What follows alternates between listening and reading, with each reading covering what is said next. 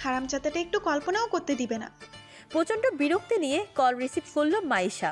ওপাশ থেকে আনান বলল, কিরে মাইয়া, মোবাইলে সাধ্য হয়েছে নাকি? দুদিন ধরে কল দিতাছি হারামি, ফোন ধরলে কি তোর জামাই মরবো? আমার জামাই মরুক আর না মরুক, তোরে ঠিকই মারতাম। এতই যখন বন্ধুপ্রীতি মানুষ, তাহলে পাশেই আসতি। আমি আসুম আর তোর বদমাইশ ভাই আমারে কিছু বলবো না, এটা কি সম্ভব? হারায় রাখ তো নাগের ডগায় নিয়ে ঘোরে, আমার তো দেখলেই কাঁপাকাঁপি শুরু হয়ে যায়। অন্য সময় নিজের ভাইয়ের বদনাম শুনে মাইশা আনানের ঝাড়ি মেরে নিঃশেষ করে ফেলত, কিন্তু এখন এসব কিছুর মন মেজাজে মাইশা নেই। দুর্বল কণ্ঠে তাই বলল, ফোন করেছিস কেন এটা বল। কাল ক্যাম্পাসে আসিস, তোরে ছাড়া ভাল লাগে না রে। অর্পির প্ল্যান, সামাদপ্রী তার বাবু বাবুর ডাক বললে শুই না, মাথাটা ম্যাচ ম্যাচ করতেছে। ও তোর হয়েছেটা কি? কোন পোলার শোকে এমন দেবদাসী হয়ে বসে আছিস?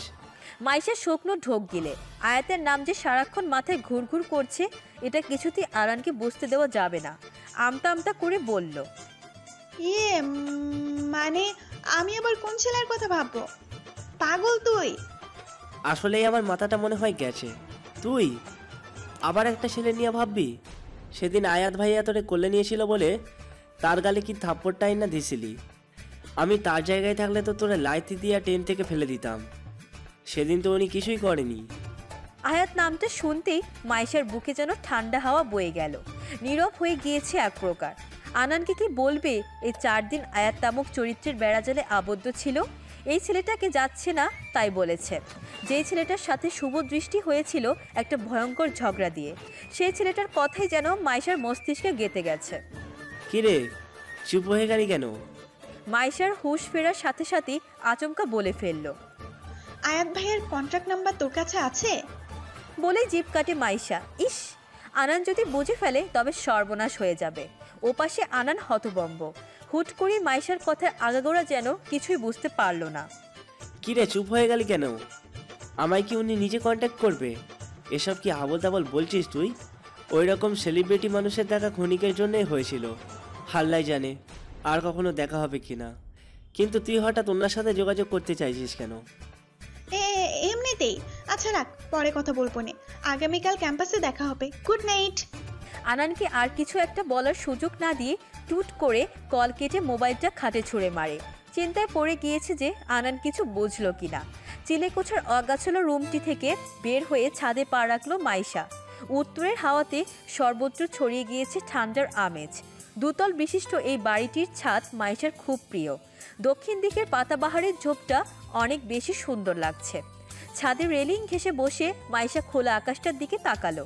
আকাশটা সুবিশাল, অল্প ব্যবধান নিয়ে তারাগুলো যেন ওর দিকে তাকিয়ে আছে। মাইশার হঠাৎই মনে পড়ল ট্রেনের সেদিনের রাতের কথা। আয়াতের নির্লিপ্ত ভঙ্গিমায় তাকানো, কালচে বাদামি চোখ জোড়া, ঠোঁটে স্মিত হাসি, ভয়ঙ্কর রেগে গেলে ফর্সা মুখমণ্ডল অবলীলায় লাল হয়ে যাওয়া, সব মিলিয়ে ছেলেটা অনন্য। কিন্তু ছেলেটার সৌন্দর্যের মায়ায় মাইশা পড়েনি। মাইশা হারিয়ে গিয়েছে ওর কথার মায়ায়। বিপজ্জনক নেশা আছে আয়াতের প্রতিটা কথায়, প্রতিটা ছন্দে। সেদিন গাড়িতে যখন দুজনের চোখাচোখি হলো, তখন তো মাইশার হার্টবিট যেন মিস হয়ে গিয়েছিল। আচ্ছা, ওর কথা এত ভাবছে কেন ও? এর উত্তর যেন পেয়েও স্বীকার করলো না, তাই বিড়বিড়িয়ে বলল, আয়াত মানুষটা ভুলে যাব আমি। ছেলেটা জাস্ট মোহ, আর কিছুই না। রিল্যাক্স। যদি আমি তোমার মোহ না হই? কারো পুরুষালী কণ্ঠে ঘোর ভাঙল মাইশার। চট করে চোখ খুলে পাশে যা দেখলো তাতে অবাক না হয়ে পারল না। আয়াত ওর পাশে রেলিংয়ে মাথা এলিয়ে বসে আছে। কালচে বাদামি চোখের সেই তুখুর দৃষ্টি মাইশার দিকে। ভাবনা রাজকুমারকে কেউ যেন হঠাৎ সামনাসামনি দেখে ফেলে, তখন কোনো প্রতিক্রিয়া করা যায় না। মাইশার এখন ঠিক অমন অবস্থা। চোখ বড় বড় হয়ে গিয়েছে আর ঠোঁট রীতিমতো কাঁপছে। আয়াতের সেই স্মিত হাসি। আপনি এখানে কিভাবে? Heart connection babe. তুমি 4 দিন আমায় নিয়ে ভাবনার রাজত্ব করেছো, তাই রাজকুমারকে আসতে হবে না নিজের জঙ্গলি বিড়াল উপস্য ভাবুক রানীর কাছে। আয়াতের এই কথাটা মাইশার নিঃশ্বাস বন্ধ করতে যথেষ্ট। ছেলেটার প্রতিটা বাক্য বুকে জোয়ার নিয়ে আসে। ইস, এত মোহনীয়তা কেন এই কণ্ঠের মধ্যে? চারদিকে ফুরফুরে হাওয়াতে আয়াতের উপস্থিতি মাইশার স্নায়ু নাড়িয়ে দিয়েছে। কেমন যেন দম বন্ধকর অনুভূতি। ইচ্ছে করছে এই আগ্রাসী কণ্ঠের ব্যক্তির প্রশস্ত বুকে নিজেকে হারিয়ে ফেলতে। আয়াত এক হাত দিয়ে আলতো করে মাইশার চুল কানে গুজে দিল। কেঁপে উঠে মাইশা, মনে মনে দোয়া করছে এটা যেন কল্পনা হয়। এত মোহনীয় ব্যক্তির মায়াজালে কিছুতেই আবদ্ধ হওয়া যাবে না। আয়াত মিহি কণ্ঠে বলল, জীবন বারবার সবাইকে অপ্রত্যাশিত জায়গায় দাঁড় করিয়ে দেবে। আমার প্রতি তোমার অনুভূতিটাও এমন। যতই আমার সাথে পায়ে পা লাগিয়ে ঝগড়া করো না কেন, আমাদের হার্ট কানেকশন হয়ে গিয়েছে। হ্যাঁ, হার্ট কানেকশন। আয়াত ঠোঁট টিপে মৃদু হাসে, তারপর মাইশার কানের কাছে এগিয়ে গিয়ে বলল, ইয়া মাইশু পাখি, আমার প্রেমে পড়েছে তুমি। না হলে এভাবে দিনরাত আমার জল্পনা কল্পনা করে বেড়াতেন, ভাবতেন আমার কথা, সেদিনের পর নিমেষেই আমায় ভুলে যেতে। মাইশা এখনো ঘোরের মধ্যে আছে। এটা কি অদি আয়াত নাকি ওর অবচেতন মন এটা বুঝতে পারছে না। কাঁপাকাঁপি গলায় বলল, আমি কেন আপনার প্রেমে পড়ব? Why I am in love with you. মাইশার জোরালো কণ্ঠ। আয়াত মাইশার কানের লতিতে আলতো করে নিজের ঠোঁট স্পর্শ করে বলল, কারণ তোমার পাগলামিটা আমার ভালো লাগে, আর এটার জন্যই তুমি আমার প্রেমে পড়েছো। আই লাইক ইউর ম্যাডনেস মাইশু পাখি। হুড়মুড়িয়ে মাইশা চোখ খুলল। নিজেকে খোলা ছাদে আবিষ্কার করে বেশ ঘাবড়ে গিয়েছে। আশেপাশে তাকিয়ে আয়াতকে না পেয়ে স্বস্তির নিঃশ্বাস ফেলল মাইশা। অনবরত নিঃশ্বাস ফেলছে, কপাল আর নাকের ডকায় বিন্দু বিন্দু ঘাম। এতক্ষণ সেই অপ্রত্যাশিত স্বপ্ন দেখে মাইশার অবচেতন হাত আচমকাই ডান কানের লতি স্পর্শ করল। এখানে আয়াতের ঠোঁটের স্পর্শ অনুভব করেছে স্বপ্নে। এরকম একটা স্বপ্ন মাইশা যে কখনোই দেখবে, মাইশা তা ভাবতেও পারেনি। কানের মধ্যে এখনো বেজে চলেছে, কারণ তোমার পাগলামিটা আমার ভালো লাগে, আর এটার জন্যই তুমি আমার প্রেমে পড়েছো। আই লাইক ইউর ম্যাডনেস মাইশু পাখি। মাইশা বিড়বিড়িয়ে বলল, এই ম্যাডনেসের চক্করে আমি সত্যি সত্যি মেন্টাল হসপিটালে চলে যাব। দুপুরের কড়া উত্তাপে খা খা করছে সবকিছু। ক্যাম্পাসের বহু শিক্ষার্থীর আনাগোনা। অদূরে ফার্স্ট ইয়ারের স্টুডেন্টদের র্যাগিং হচ্ছে। আবারও কোথায় ফ্রেন্ডরা মিলে আড্ডাবাজি দিচ্ছে। কিন্তু আজ মাইশাদের পরিবেশটা ভিন্ন। সামাদ আর পৃথার সামনে বিয়ে উপলক্ষে ছোটোখাটো সেলিব্রেশন করছে ক্যাম্পাসে। দুটো কেকের মধ্যে একটা আবার যাচ্ছে তাই অবস্থা।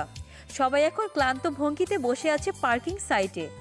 ওদিকে র্যাগিং দেখে পৃথা এবার বলল, আমরা যে কবে এদের র্যাগিং করব?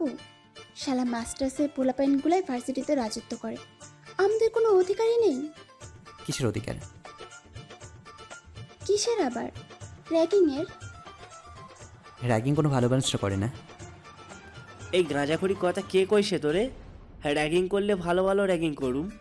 মনে আসে সামাদা আমাদের প্রথম দিন কি করতে কইছিল? সেটা কি আর না ভোলার মতো? মাইশা এতক্ষণ উদাসীন ভঙ্গিতে সামাদের বাইকে বসেছিল। আনানের কথা শুনে মাইশা আগ্রহ নিয়ে ওর দিকে তাকিয়ে বলল, কি করেছিল? আমাদের আন্ডারপ্যান্ট খোলাইয়া জিন্স প্যান্টের ওপর পরতে কইছে। ব্লু জিন্সের ওপর লাল টুকটুকে আন্ডারপ্যান্ট, কি যে বিচ্ছিরি লাগছিল। হো হো করে হেসে উঠে সবাই। আনানের মুখ ফাটা বেলুনের মতো চুপসে আছে। অর্পি কোনো রকম হাসি থামিয়ে বলল, ইস, আমার তো কল্পনা করতেই হাসি আসছে। তোরে তো পুরাই সুপারম্যান লাগছিল, তাই না রে? জাঙ্গিয়া ম্যান লাগছিল আমারে। থাক, তোরে আর কল্পনা করতে হইব না। আনানের কল্পনা শব্দটা শুনতেই মাইশের হাসিটা যেন হাওয়ায় মিলিয়ে গেল। গত রাতে আয়াতকে যেন এতটাই ভয়ঙ্কর কল্পনা করেছিল ও। সেটা ভাবতেই মাইশার যেন লজ্জা পেয়ে যাচ্ছে। অর্পি এবার বলল, তোর আবার কি হলো মাইশু? না না, তেমন কিচ্ছু না। অনেকক্ষণ তো হলো আড্ডা দিচ্ছি। আমি এবার বাসায় যাব। এমনিতেও বাসায় কিছু কাজ আছে। তার আগে আমার তোর জন্য একটা গিফট আছে। আনানের আগ্রাসী কণ্ঠ। মাইশা অবাক গলায় বলল, কি গিফট? আনান এবার বার্থডে স্প্রে নিয়ে মাইশার মুখ মাখামাখি করে দিল। আনান দাঁত কেলিয়ে বলল, নে তোর গিফট। পুরোই পেতনি লাগছে। সাদা ফ্যানার প্রভাবে ঠিক মতো তাকাতে পারছে না মাইশা, তবু চেঁচিয়ে বলল, হারামি কোথাকার, আজ তোর একদিন কি আমার 14 দিন। এই বলে চকলেটের আস্ত কেকটা নিয়ে আনানের দিকে এগিয়ে গেল। উদ্দেশ্য শয়তানটার মুখে মারবে। আনানের ভৌ দৌড়ের সাথে সাথেই মাইশার পিছে ছুট দিল। চিল্লিয়ে বলল, আনান থাম, আজ তোর ধোলা মুখটারে আমি কাইলা না করছি। আমার নামও মাইশা না। সারা পার্কিং সাইট গমগম করছে এই পরিস্থিতিতে। মাইশা কেকটা আনানের দিকে ছুঁড়ে মারতেই দুর্ভাগ্যবশত তা আনানের মুখে না লেগে অন্য কারো মুখে লাগে। থেমে গেল মাইশা, সাথে হই হুল্লোড়টাও। মাইশা স্তব্ধ হয়ে তাকিয়ে আছে আগন্তুকের পাশে দাঁড়ানো মানুষটির দিকে। শাওন দাঁড়িয়ে আছে, তবে যে ছেলেটার মুখে মাইশা কেক ছুড়ল সেটা কি তবে? মাইশা কাঁপাকাঁপি গলায় বলল, আপনি? নিজের মুখে আচমকা কেউ কেক ছুঁড়ে মারাতে প্রথমে স্তব্ধ হয়ে গিয়েছিল আয়াত। সাদা শার্ট আর মুখের অনেকাংশে এভাবে চকলেট কেক ভরে থাকাতে যেন হতভম্ব হয়ে গিয়েছে। এর থেকেও আরও বেশি অবাক হয়েছে তার মুখ বরাবর দাঁড়িয়ে থাকা মেয়েটির দিকে। মেয়েটার মুখে অনেকাংশে বার্থডে স্প্রের ফেনা নিয়ে মাখানো। তার থেকেও আরও আজব ব্যাপারটা, মেয়েটা অন্য কেউ নয়, মাইশা। ওদের কাছে এক প্রকার দৌড়ে আসলো সামাদ, পৃথা আর অর্পি। এই সুদর্শন চকলেট ম্যানকে দেখে সবাই যেন কিং কর্তব্য বিমূঢ়। মাইশা এবার কি করবে ভেবে পাচ্ছে না। অদূরে আনান কাঁচুমুচু হয়ে এগিয়ে আসছে। মাইশার ইচ্ছে করছে এই আনানকে এখন ড্রেনে চুবিয়ে মারতে, কিন্তু এখন এই পরিস্থিতি নেই। ব্যতিব্যস্ত হয়ে আয়াতের কাছে এগিয়ে, আই আই এম সরি, আমি ইচ্ছে করে আপনাকে কেক ছুঁড়ে মারিনি। আয়াতের রাগ হচ্ছে এবার, প্রচণ্ড রাগ। এই পাগলাটে মেয়েটার সাথে দেখা হওয়ার পর থেকেই প্রতিবারই উল্টোপাল্টা কিছু না কিছু হচ্ছে। কোনো মতে মুখ মুছে বলল, কেক কি ছুঁড়ে মারার জিনিস টুপি? আমার মুখ সার সব কিছু ক্রিমে ভরে গেল। মাইশার ঠোঁটে কামড়ে দাঁড়িয়ে আছে। এই ছেলেটাকে নিয়ে এতটা জল্পনা কল্পনা করে অথচ মুখোমুখি দাঁড়িয়ে মাইশা যেন নিজের স্বাভাবিক জ্ঞান হারিয়ে ফেলেছে। শাওন এবার পার্কিং লটের এক কোণে বেঞ্চে আয়াতকে বসিয়ে দিল, তারপর বলল, ওই বেটা, তোর সাদা সাদা চকলেটের চুপ চুপ দাগ পড়ে গিয়েছে, এই নিয়ে প্রফেসরের কাছে যেতে পারবি? আমি আর যাব কিভাবে? এক কাজ কর, তুই ফাইলগুলো নিয়ে যা, আমি যাব না। কিন্তু কি স্যারের কাছে আমি চকলেট ভূত হয়ে যাব? মাইশা এখনো এক কোণে বোকার মতো শাওন আর আয়াতের কথা শুনেছে। নিজেকে এখন পৃথিবীর শ্রেষ্ঠ গর্ধপ মনে হচ্ছে ওর। শাওন তীক্ষ্ণ চোখে মাইশার দিকে তাকায়, চুটকি বাজিয়ে বলে, হ্যালো মিস, কেক ভুল করে ছুঁড়ে মেরেছেন ভালো কথা, কৃপা করে আমার বন্ধুটার মুখটা আপনি নিজে ক্লিন করলে ভালো হয়। মাইশা কিছু বলতে যাবে, আয়াত চেঁচিয়ে বলল, পাগল হয়েছিস তুই? এমন জঙ্গলি বিড়াল শুধু থাপড়া থাপড়ি আর ছুড়াছুড়ি করেই শান্তি পাবে? তবুও আজ একে আমি ছাড়ছি না, এর জন্য আমার ইম্পর্টেন্ট কাজ মিস হয়ে গেছে।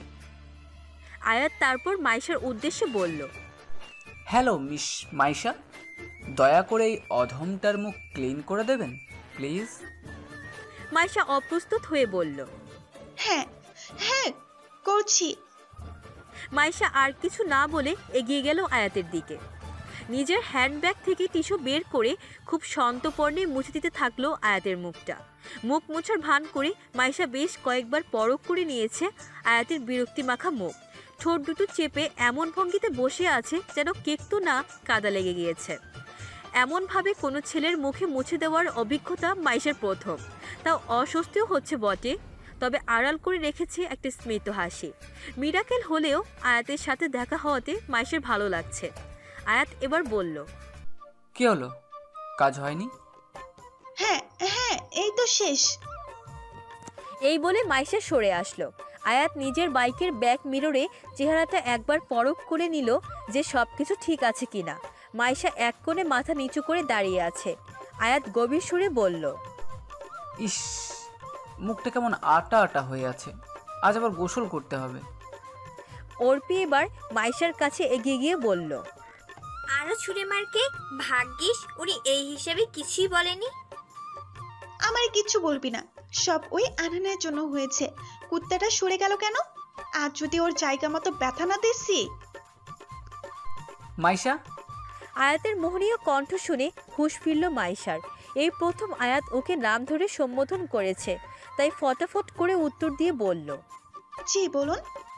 আয়াত ঠোঁট কামড়ে এগিয়ে আসলো মাইশার দিকে। মাথায় যেন কোনো ভয়ঙ্কর পরিকল্পনা চলছে তা ভালো মতোই বোঝা যাচ্ছে। মাইশার কৌতূহলটাতেই আচমকা নিভে গেল।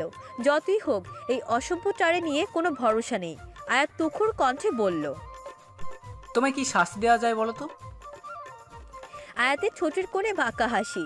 মাইশা ফ্যাল ফ্যাল করে তাকিয়ে থাকলো কিছুক্ষণ সেই হাসিটার দিকে, তারপর শুকনো ঢোক গিলে বলল, আমি তো সরি বলেছি। তারপর আবার কি শাস্তি? আয়াত পকেটে হাত ঢুকিয়ে বলে উঠল, ইউ নো হোয়াট, তুমি ভারী ডেঞ্জারাস মেয়ে। আমার মুখে তুমি কেক ছুঁড়ে মেরেছো আর আমি কিছুই বলবো না? এটা তুমি ভাবলে কি করে? আমি কি ইচ্ছে করে করেছি? আয়াত মাইশার মুখের কাছাকাছি এগিয়ে বলল, আমি কেন মানবো? তুমি তো আমাকে সহ্যই করতে পারো না, আর তাই বোধহয় তুমি... মাইশার কপাল কুঁচকে ফেলে। ছেলেটা যে ওকে রাগাতে চাইছে মাইশা ভালোই তা অনুধাবন করতে পেরেছে। তো বলুন, আমায় কি করতে হবে? দাঁতে দাঁত চেপে বলল মাইশা। আয়াত হাসে, স্বাভাবিক ভঙ্গিমায় বলে, আমার শার্ট যেহেতু তুমিই নষ্ট করেছো, তো তোমাকেই সাফ করতে হবে। মাইশের চোখ ছানা বড়া হয়ে যায়। অবাক প্রসন্ন হয়ে বলল, হোয়াট? আমি কেন আপনার স্বাদ তুতে যাব? আমারে নিজের বউ পাইছেন নাকি? তোমার মতো জংলি বিড়ালের বউ বানালে ছেলেদের জীবন খামচি হয়ে যাবে। আর শার্ট কি নিজের বউকে দিয়েই ধোয়ায়? মাঝে মাঝে তো কাজের লোককে দিয়েও। বলে আয়াত ঠোঁট টিপে হাসে। মাইশার চোখ রাঙানি দিয়ে বলল, আমি এইসব কিচ্ছু করব না। এত কথা না বাড়িয়ে আমার সাথে সামনে চলো। শোরুম থেকে একটা টি শার্ট কিনে নিয়ে পরবো, আর এই শার্ট ধোয়ার দায়িত্ব তোমার। জলদি চলো, রাস্তায় এভাবে দাঁড়াতে নিজেকে জোকার মনে হচ্ছে। মাইশা আর কিছু না বলে মুখ কালো করে ফেললো। আনানের দিকে তাকিয়ে দেখে বদমাইশ ছেলেটা খিলখিল করে হাসছে। মাইশা চোখ রাগিয়ে বলল, তোরে আমি দেখে নিব।